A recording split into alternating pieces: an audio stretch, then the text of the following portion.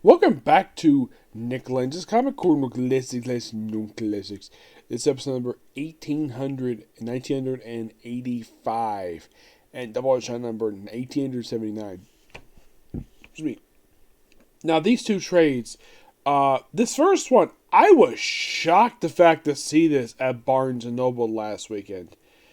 And I figured, though, I buy this, and plus it was only about $16. So, okay.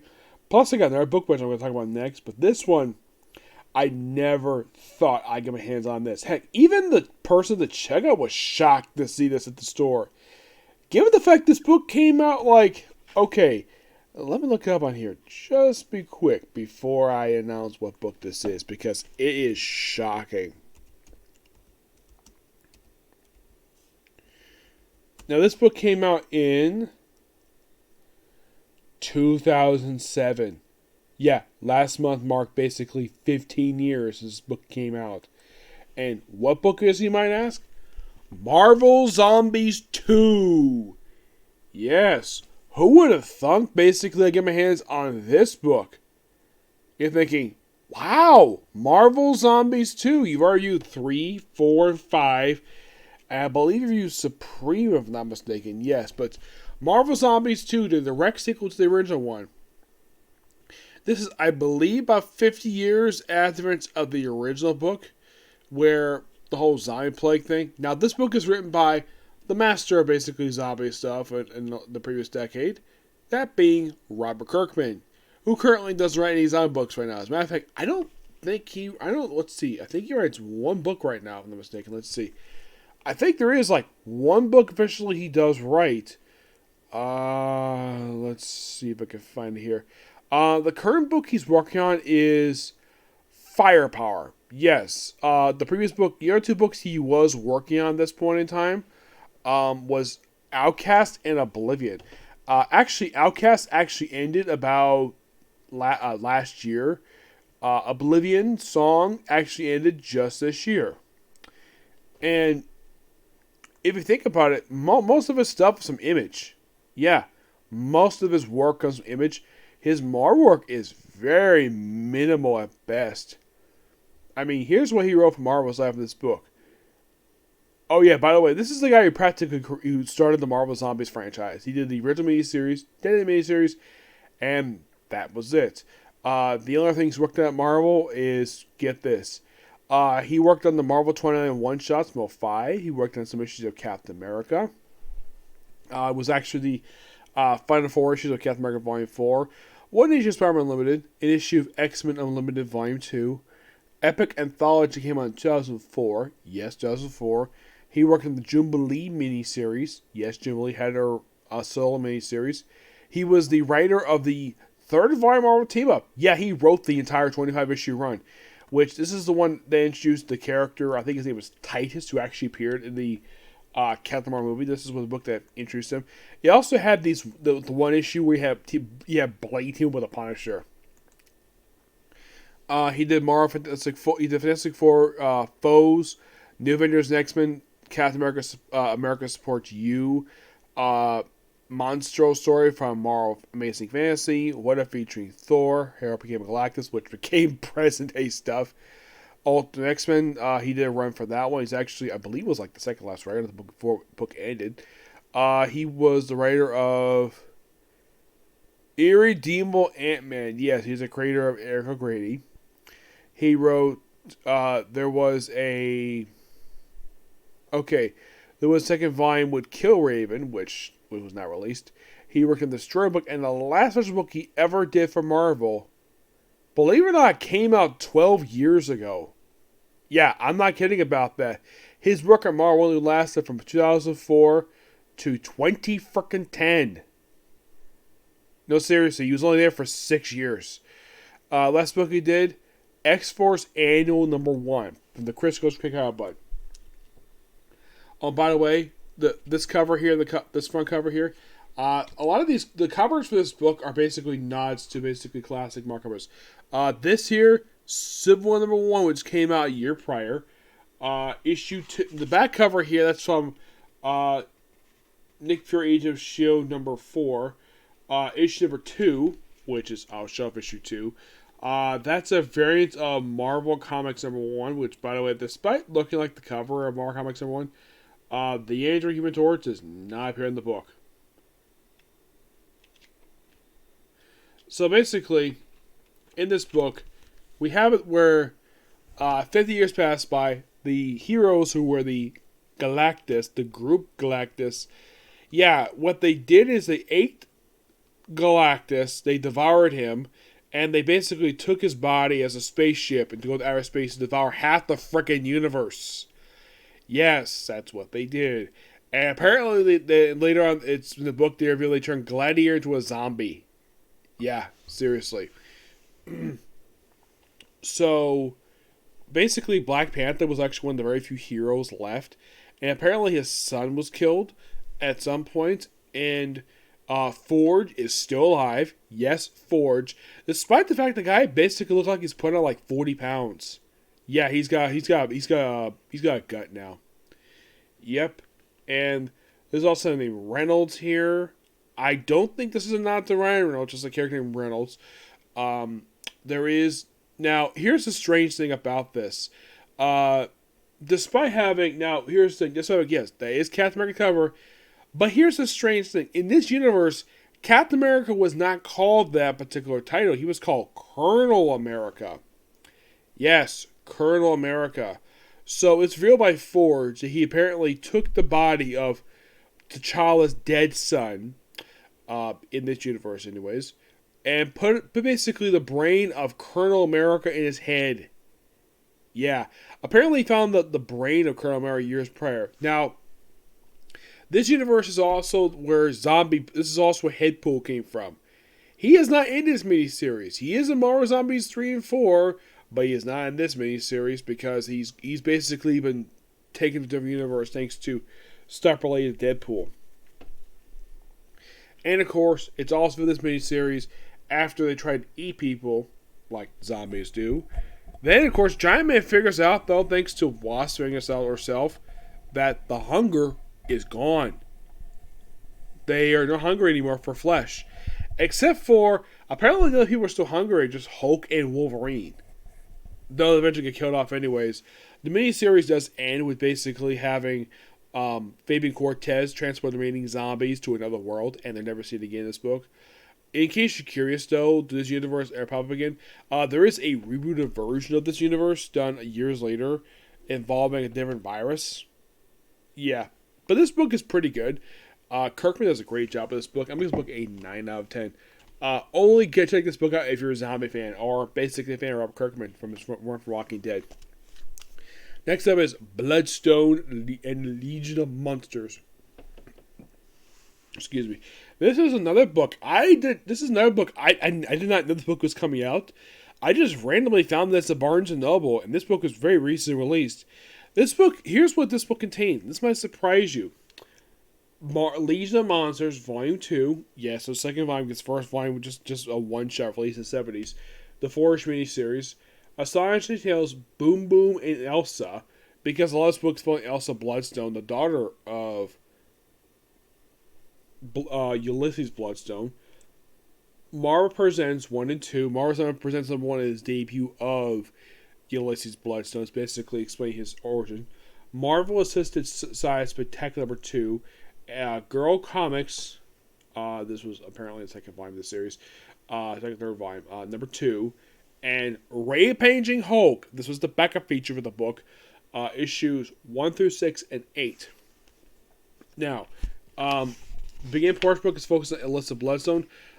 Here's a surprise you may not know.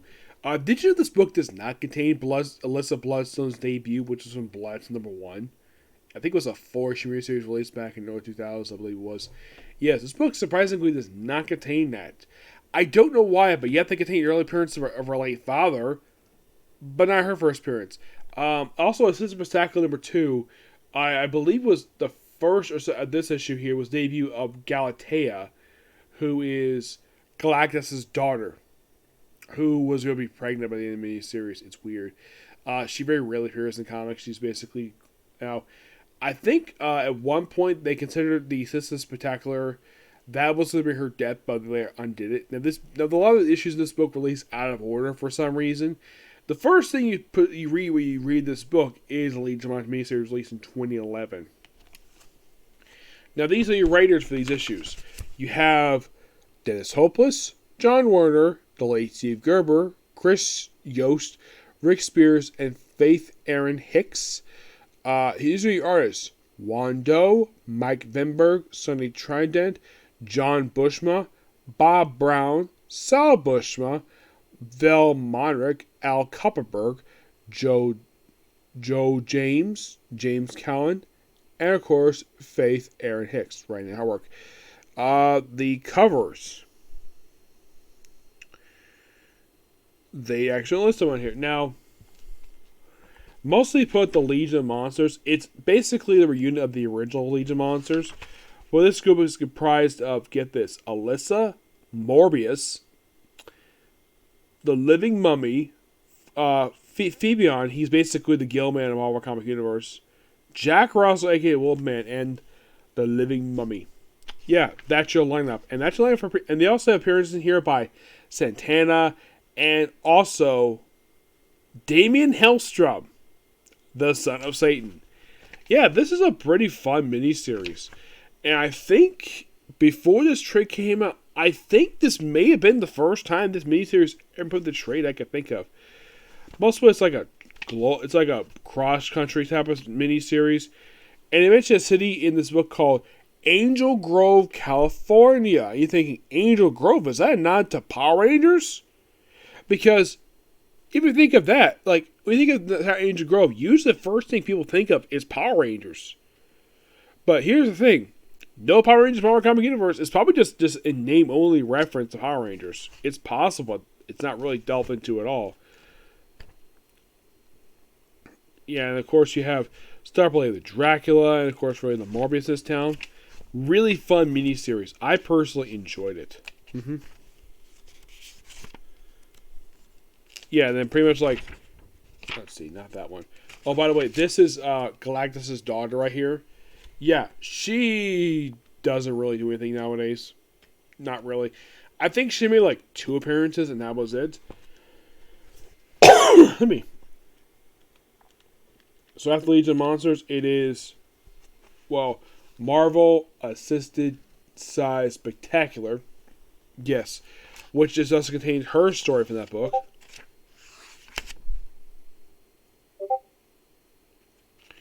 Yeah, basically just a little bit of her back, like a little bit just her on her own, just killing some monsters. Show a little bit of backstory with her father, Ulysses.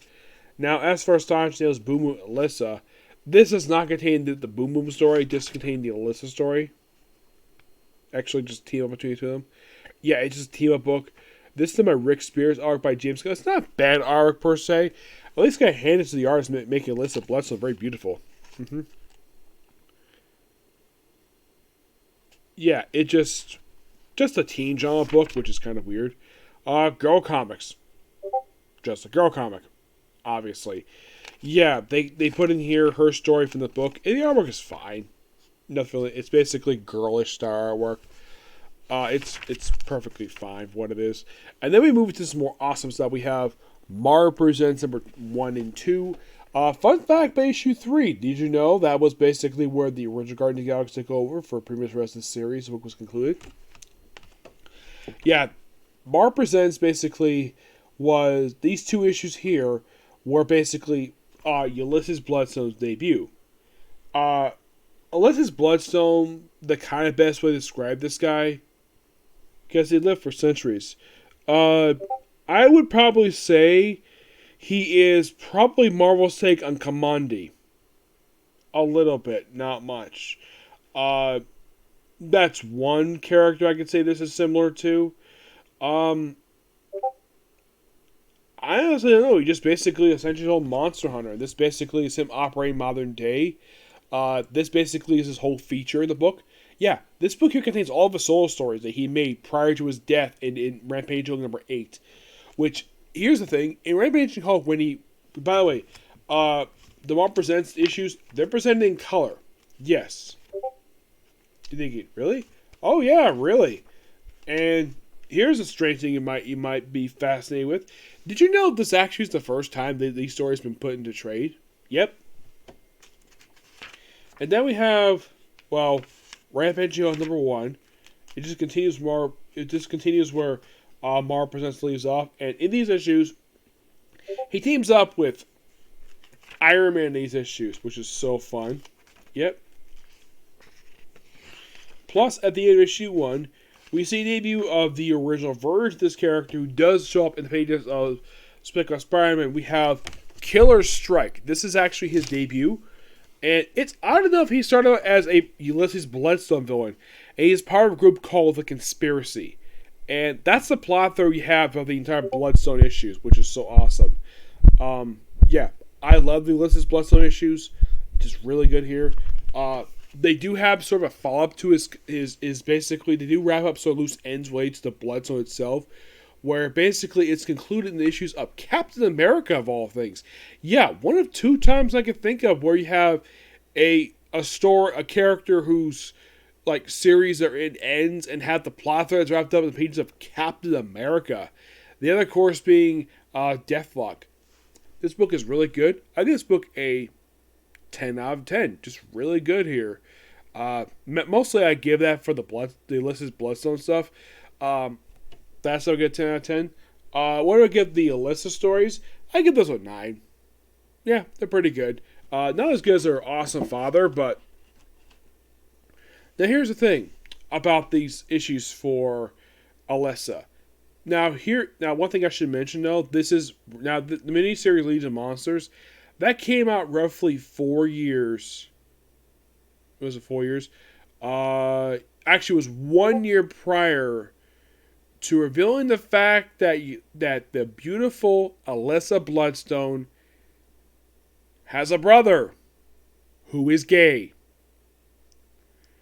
His name is Adrian. Yeah. He has a crush on a guy who wields a frickin' axe. And at one point in the Avengers, he basically made his debut in the pages of Avengers Arena, where at one point in the book, he walked up to his crush butt naked. No, seriously, that's what he did. Now, you want to blame somebody for that? Blame Dennis Hopeless for creating basically the son of Ulysses Bloodstone to be a gay man. Yeah, at least Alyssa Bloodstone was so straight.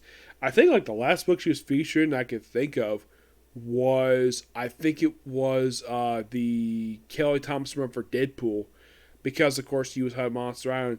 And the way that Lenz was written for Deadpool, it's like they basically wrote her to be a love interest for Deadpool, which I thought that was kind of weird. Yeah. Now, if you're curious though, aside from Deadpool, is there any other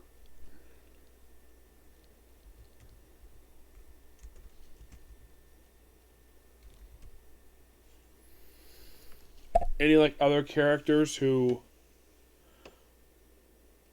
Oh, by the way, his name is Colin. That's his name, Colin. Yeah. Dennis Hopeless created this guy.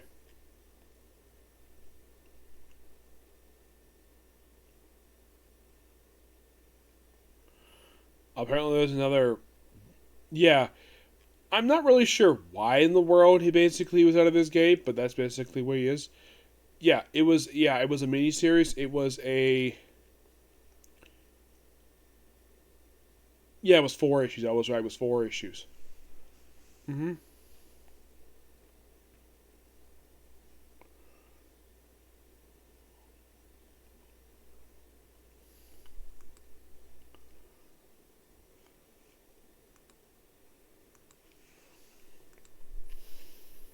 But yeah, the monster stuff basically was her, like, that book, the Kelly Thompson book for Deadpool.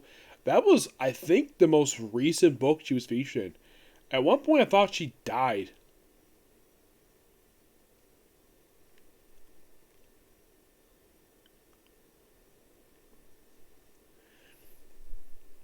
Because, well, because she didn't want to continue her family line, so she basically decided to kill herself. Yeah, it's kind of weird.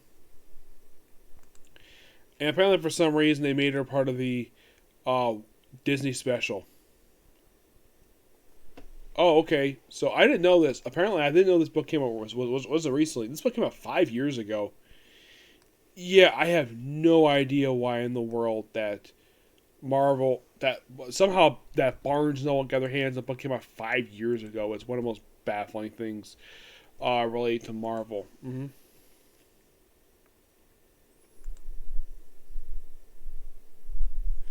Okay, so basically, the Deadpool book was not her most recent appearance. It was actually in the Doctor Strange Bloodstone. Was a one shot. Oh yeah, apparently there's another sibling of